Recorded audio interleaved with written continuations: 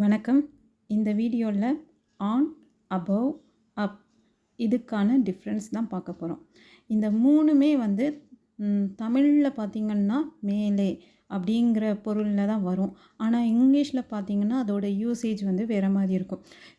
இப்போ எக்ஸாம்பிள் எடுத்துக்கிட்டிங்கன்னா on the table அப்படின்னா தமிழில் வந்து டேபிள் மேலே அப்படின்னு சொல்லுவோம். கெட் அப் அப்படின்னா மேலே எந்திரி, எழுந்திரி அப்படின்னு சொல்லுவோம். அதே போல் அபோவ் த ஸ்கை வானத்துக்கு மேலே அப்படின்னு சொல்லுவோம். எல்லாமே மேலே மேலேன்னு தான் நம்ம தமிழில் யூஸ் பண்ணுவோம்.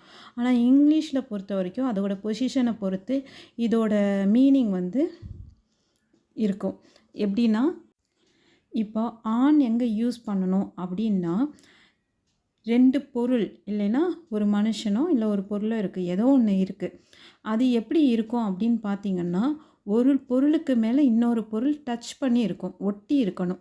அப்படிங்கிற பட்சத்தில் வந்து நம்ம மேலே இருக்கிற பொருளை சொல்லும்போது அது எந்த பொசிஷனில் இருக்குதுன்னு சொல்லும்போது ஆன் யூஸ் பண்ணி சொல்லணும். இப்போது ஒரு டேபிள் இருக்குது, அதுக்கு மேலே ஒரு புக் இருக்குது அப்படின்னா அந்த புக் எங்கே இருக்குது அப்படிங்கிறத சொல்லும்போது ஆன் த டேபிள், அந்த புக் மெயினாக அந்த பொருளை டச் பண்ணியிருக்கணும் டேபிளை, அப்படின்னா தான் ஆன் த டேபிள் அப்படின்னு சொல்லணும்.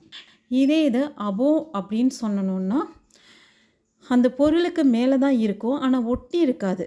அதுக்கு இப்போது தலைக்கு மேலே ஃபேன் இருக்குது அப்படின்னா தலை இங்கே இருக்குது, கீழே இருக்குது, ஃபேன் மேலே இருக்குது, ஆனால் ரெண்டுக்கும் சம்மந்தம் இருக்காது, ஒட்டி இருக்காது. அப்படிங்கிற பட்சத்தில் வந்து fan is above the head அப்படின்னு சொல்லலாம். அபோவ் த ஸ்கைன்னு சொல்லும்போது வானத்துக்கு மேலே, அந்த வானத்தை வந்து ஒட்டி இருக்காது, ஆனால் அதுக்கு மேலே இருக்கும். அப்படிங்கிறப்ப அந்த அபோவ் யூஸ் பண்ணுவோம். இதே இது அப் எங்கே யூஸ் பண்ணுவோம் அப்படின்னு பார்த்திங்கன்னா, ஒரு பொசிஷன்லேருந்து எந்திரிக்கிறோம் இல்லையா, இப்போ படுத்துக்கிட்டோ இல்லை உட்காந்துக்கிட்டோ எந்திரிக்கிறோம் இல்லையா, மேலே எந்திரிக்கிறோம் இல்லையா, அந்த மேலே சொல்லும்போது அப் யூஸ் பண்ணணும். அது பொதுவாக அந்த பொருள் வந்து ஒரு இடத்துலேருந்து தூக்கி நம்ம பண்ணுறப்போ அதை வந்து அப் யூஸ் பண்ணி சொல்லணும்.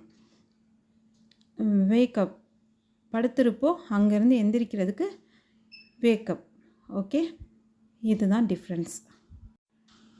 இதில் ஏதாவது உங்களுக்கு டவுட் இருந்ததுன்னா காமெண்ட்டில் போடுங்க, நான் கிளியர் பண்ணுறேன். தேங்க்யூ.